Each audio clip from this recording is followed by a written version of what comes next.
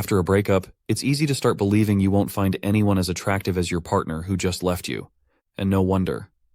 A breakup is when you feel that you will lose this super valuable person if you don't do something immediately. By doing so, you unfortunately idealize this partner, who, in reality, could be better. In the beginning, right after the breakup, it cannot be easy to meet someone new. When you still think about your ex, often we compare strangers to that ideal image of our former partner that we currently have in our head, and most likely, these comparisons won't work out in favor of such a new person. However, as time passes, if you fail to get your ex back, your emotions will subside, and your perception of your ex-partner will no longer be so idealized. Then, these new people you meet will again have a chance to please you. It's also possible that you've been in a relationship for so long that you've already forgotten what dating is like. Such a vision of having to start going out again or even setting up some profiles on dating sites scares you, and in such a situation, you don't need to force yourself to do anything.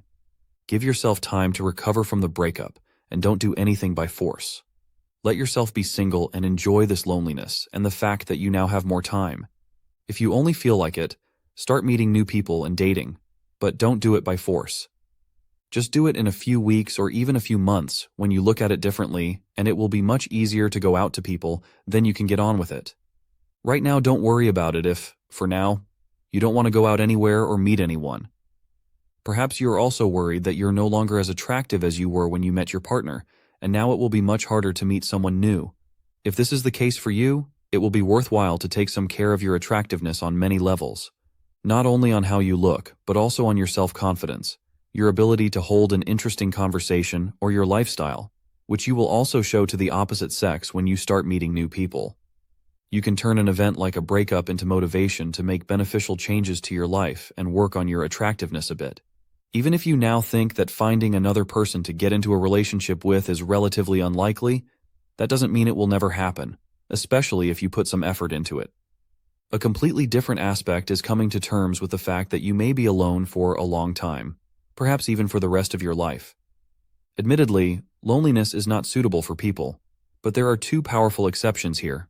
The first is that being single doesn't have to mean loneliness. You can be alone and at the same time have a rich social life, or at least a handful of good friends or close family.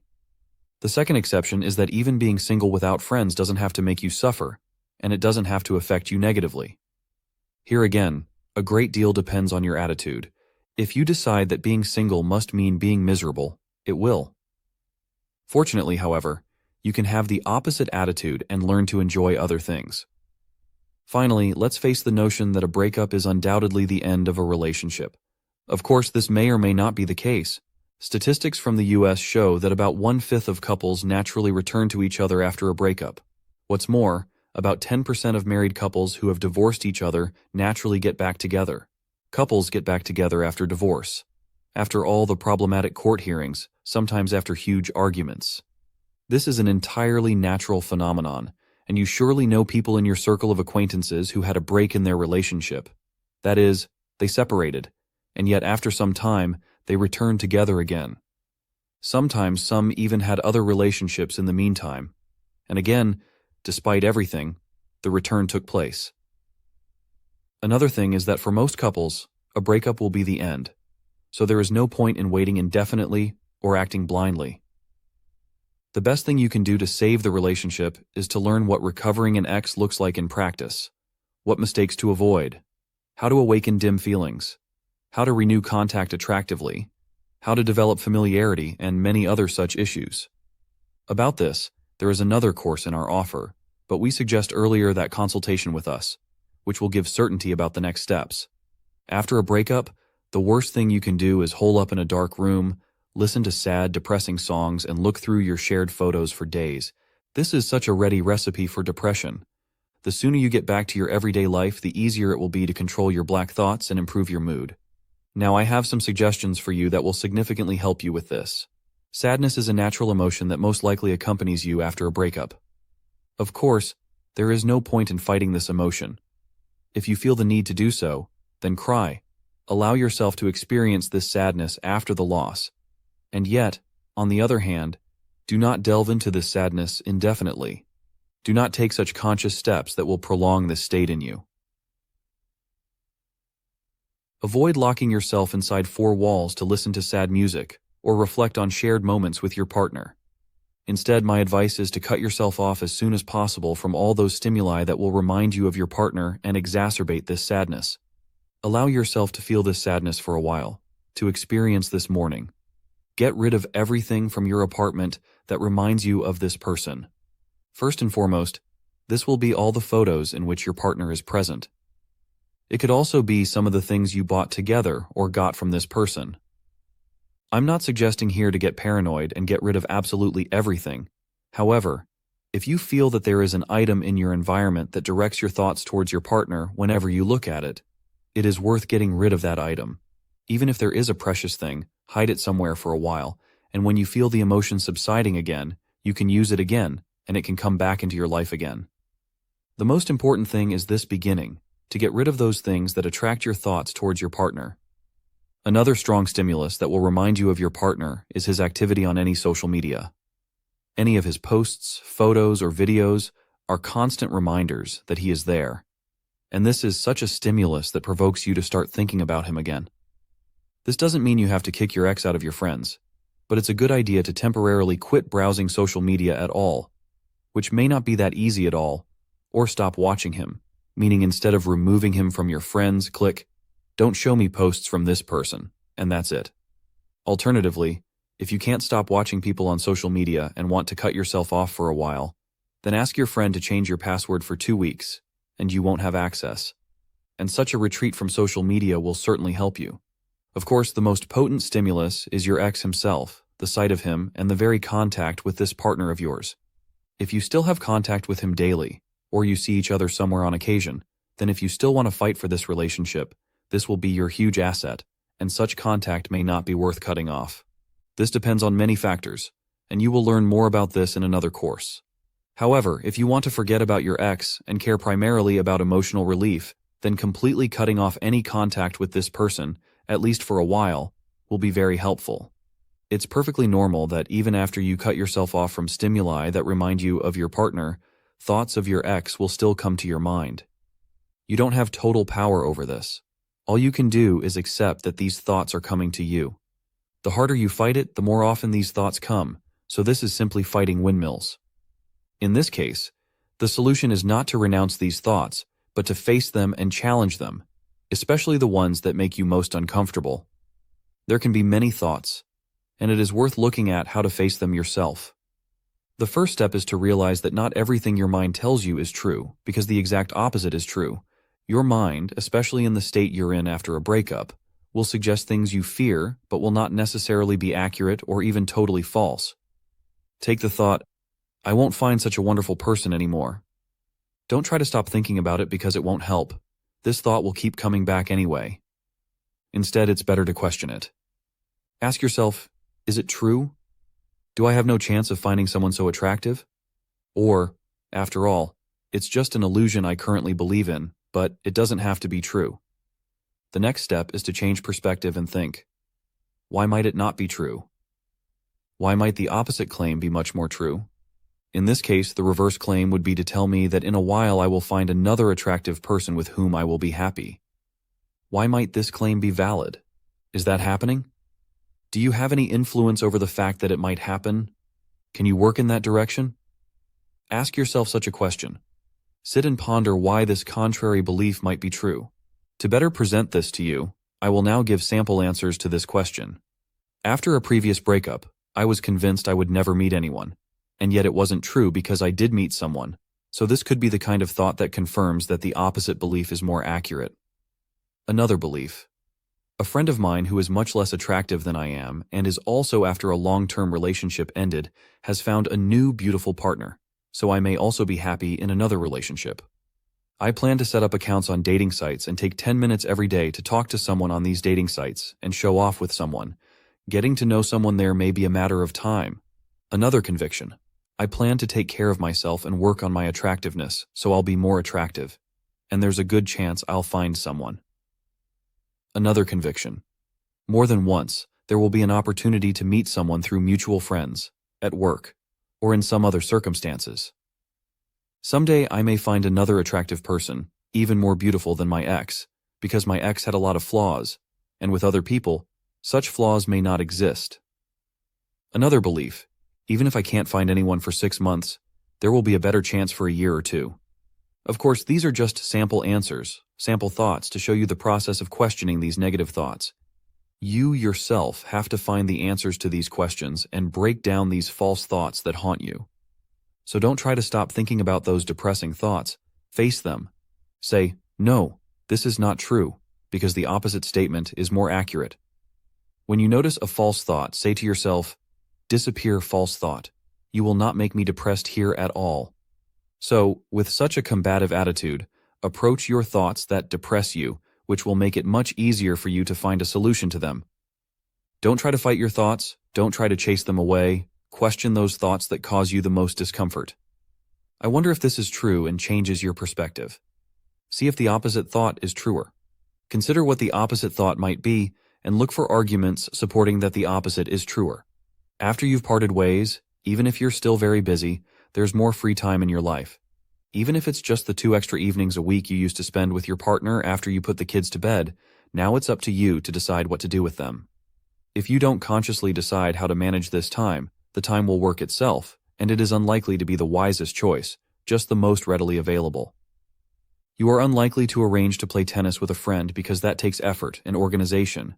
Instead, you'll probably turn on the TV or watch something on the internet and waste that time on silly things, because that takes the least effort but won't necessarily give you the most satisfaction. That's why, at this point, I encourage you to think about what gives you so much pleasure and what you would like to start doing. For many, it could be sports, crafts, or even an exciting computer game where you feel some flow. Ultimately, even some exciting series that draws you in, that has a super plot, that even teaches you something, isn't such a worst option either, as long as they don't remind you of the time you used to watch them with your partner and don't put you in a gloomy mood. Providing yourself with such pure fun and freedom to do what you enjoy is one of the best things you can do for yourself after a breakup. A good idea is to return to an old hobby that used to bring you a lot of joy, but which you abandoned for some reason. Another good idea is to try new things you may like and have a chance to become your new hobby. This is a short list of things you can try to do for the first time or return to if you've done them before. Now, let me list them for you one by one. Going out with friends to an escape room, going out for squash, tennis, badminton, going to the climbing wall, going to the pool or enrolling in a swimming course, going for a walk in the park, going to bowling, going to the sauna, going out for a massage, a bicycle trip, signing up for a painting course, signing up for a cooking course, signing up for martial arts training, signing up for dance lessons, signing up for yoga lessons, a short weekend trip to visit an old friend. The possibilities are many. This is just a short list. You may list something else, but it is worth doing something new. It is worth taking care of yourself. Another essential aspect is ensuring you get your daily dose of exercise. Almost throughout the history of mankind, every person moved a lot every day. All daily activities required movement, sometimes very intensive, when we hunted game or searched all day for some new territory. Yet these days, when statistically we spend more time indoors than outdoors, we have drastically reduced the amount of daily movement. Numerous studies show that excessive sitting can be more harmful than smoking cigarettes. Our bodies need exercise to function properly, and our minds also need it, especially after a hard experience like a breakup. After exercise, especially the more intense ones, endorphins are secreted in our brains, which positively affects our mood. Therefore, allowing yourself to move in any form is one of the best things you can do for yourself. This doesn't mean that you have to suddenly start running marathons, but I will admit from experience that it is certainly a very interesting option. The most important thing is that the form of exercise you choose makes you happy, so don't force yourself to do anything. Instead, think about what movement-related activity you could start doing with such pure pleasure. You may choose swimming or cycling instead of running, some other sport, or a simple walk. Whatever the case, choosing any physical activity will be vital in shaking off this breakup. It's such a natural pain pill. Therefore, organize some movement even if you don't want to. Movement is precisely the opposite of depression. The deeper stage of the depression, the more you don't want to do anything. If you can't motivate yourself to do anything, ask a close person to help you motivate yourself to go somewhere to move. Ask him or her to organize some activity for you where you can move. Whatever it is, it will be the best thing you can do for yourself. Still, another critical element that will allow you to pick up the pieces much faster after a breakup is to appear among people as soon as possible. Don't sit alone in four walls now. Get out of the house and surround yourself with people. You can take care of this sphere in two ways. You can use the acquaintances you already have, or you can start meeting new people in such a natural way. Of course, the best option is a combination of these two strategies. The easiest way is to use the acquaintances you already have. Try to meet people close to you as often as possible, preferably even every day. Don't wait for someone to invite you to such a meeting. Take the initiative and arrange such meetings. You can use those people with whom you currently have the best contact and with whom you feel most comfortable, but you can also take the opportunity to renew old acquaintances. Such a perfect way is also to deepen shallow acquaintanceships with people you know superficially. For example, you see them at work or in various activities, but you have yet to have the opportunity to get to know them better. I'm not just talking about the opposite sex here. I'm referring to both sexes. If you want to, you can start dating right away. But if you don't have the desire or courage to do so, same-sex encounters will also be very beneficial. As humans, we have this general tendency to attend social gatherings. We enjoy it. Most people with a little free time will gladly accept an invitation to some social outing. And yet, from my observations, we need organizers of such gatherings. If you take on such a role, you will create an opportunity to get to know better the people around you, whom you have so far known only on a footing of such a very loose, not very deep kind. Inviting a person you know poorly to such an outing alone is an option, and a good one, which will often be worth taking advantage of. However, it may also create some resistance from the person you are inviting because the whole burden of the meeting will be distributed only between the two of you, and for introverts, this may be a more uncomfortable situation. That's why organizing a meeting for 3 or 4 people from the same background is a good idea. Then you have a better chance that the meeting will come to fruition, and when you get to know each other better, you can always make additional appointments with individual people. If you don't have many close people around you with whom you can interact, it's a very good idea to create such natural opportunities for yourself to meet new people. One such opportunity is to sign up for various classes that may interest you, where you can spend more time with new people. Ideal examples are dance lessons, cooking courses, martial arts, swimming lessons, or even other courses where you learn interesting skills together with other people. Even just being among people you don't know will also be very beneficial for you. So, even if you don't do anything with these acquaintances, it will still be a big step toward managing your emotions after a breakup. But in addition to being among strangers, you can go in the direction of deepening these friendships. After a few such meetings at various classes, you can organize a quick team-building outing for a beer after the class is over, where there will be an opportunity to deepen these new acquaintances a bit. I invite you to the next section. If you liked the material, leave a like and send it to a friend or someone close to you who may benefit from this knowledge. If you want to support our work and help us create more valuable videos, there is a link in the description.